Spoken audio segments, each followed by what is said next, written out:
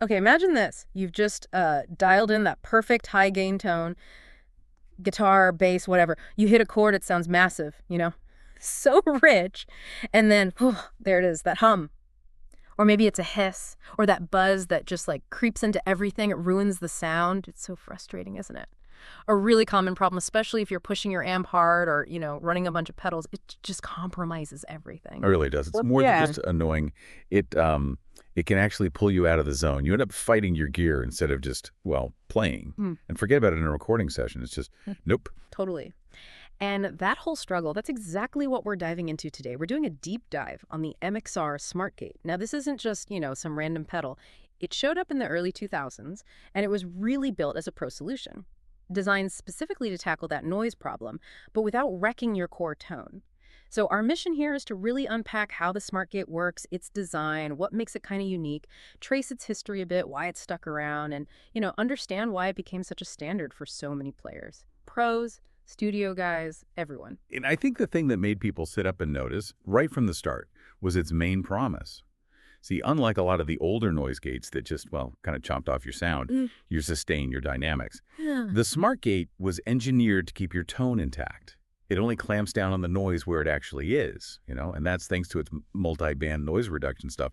That's not just marketing fluff. That's the real difference maker. Okay, multi-band. Let's unpack that because, yeah, that sounds like where it gets really interesting. So we're going to talk about that adaptive gate, its different modes, full, hiss, mid, and also how simple the controls are, like that one threshold knob, the little LED light, plus the true hardwire bypass, which is always important. And yeah, we'll look at its timeline, maybe mention some famous users, I think Jerry Cantrell, Petrucci maybe, and see how it compares to the other big ones like the Boss NS2 or the ISP Decider. Definitely. That secret sauce you mentioned, the adaptive gate, that's really the heart of it. Think of it like a smart filter, maybe. Instead of just a big axe chopping off everything below a certain volume, the smart gate figures out where the noise is, frequency-wise. Is it high-end hiss, low-end hum?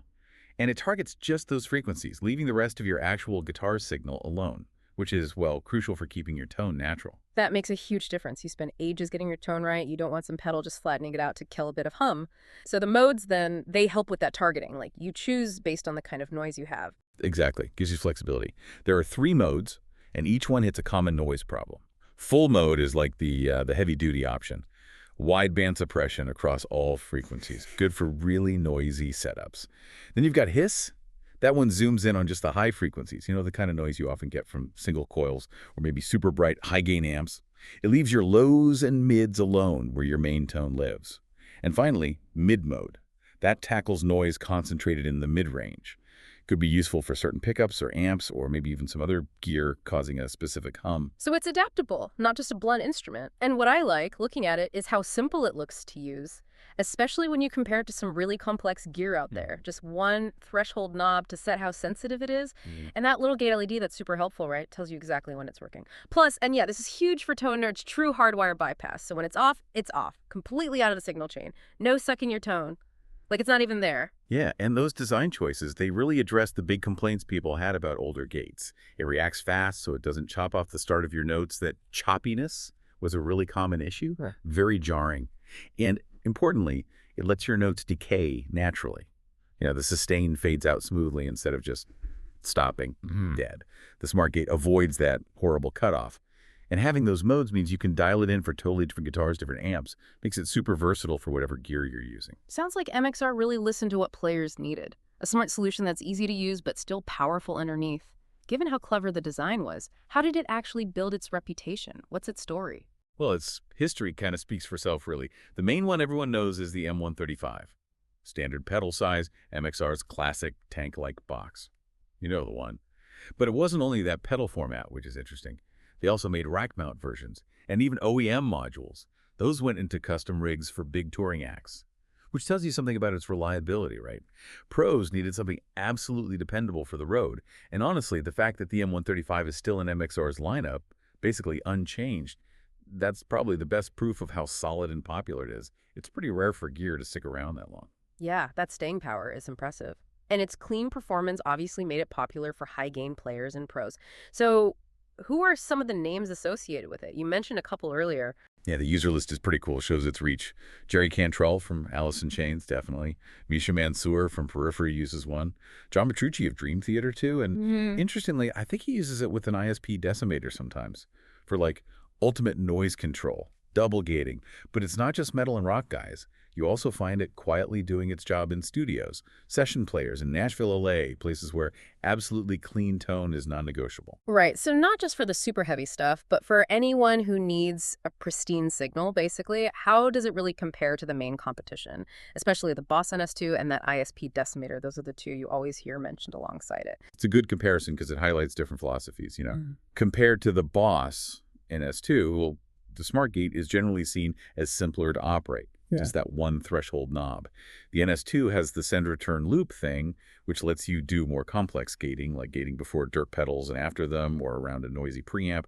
That's a different kind of flexibility. The Smart Gate is more plug it in, set the threshold, maybe pick a mode, and you're mostly done. More set and forget, maybe. Okay, so simpler setup versus more routing options with the Boss. Got it. And against the ISP decimator. That one has a serious reputation, especially with high gain players. Yeah, the Decimator is really famous for its incredibly fast tracking how quickly it grabs and releases the signal. It can be amazingly transparent, even at really extreme settings. So if you're playing super fast, tight, staccato riffs with tons of gain, that speed might be the absolute top priority for you. But the Smart Gate, with its different modes, gives you more ways to fine-tune how the gate deals with specific types of noise. That hiss mode, the mid mode. So it kind of raises a question for you, the player. Is your main goal the absolute fastest, most transparent gating possible, especially for ultra-high gain? Or do you value having more control over which frequencies the gate targets?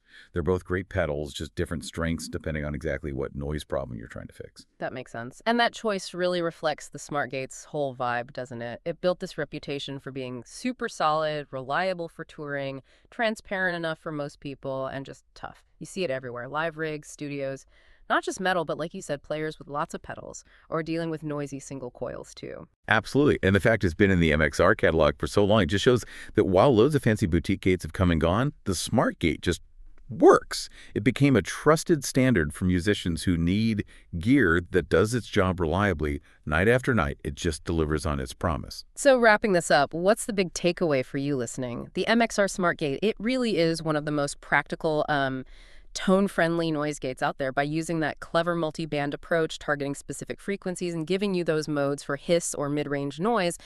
It cleverly avoids the old problems, killing sustain or just making your tone dull.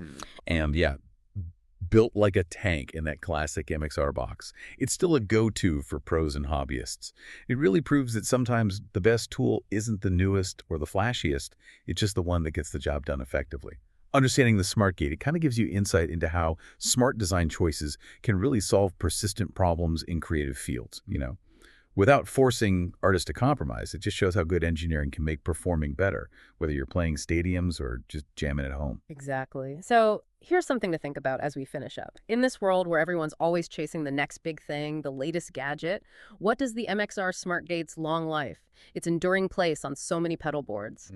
What does that tell us about the real value of just simple, effective design and, sheer reliability in the tools we used to create? What does it mean for gear to become a trusted standard instead of just another trend that fades away? Something to maybe ponder next time you plug in and just want silence. Perfect, quiet tone between the notes.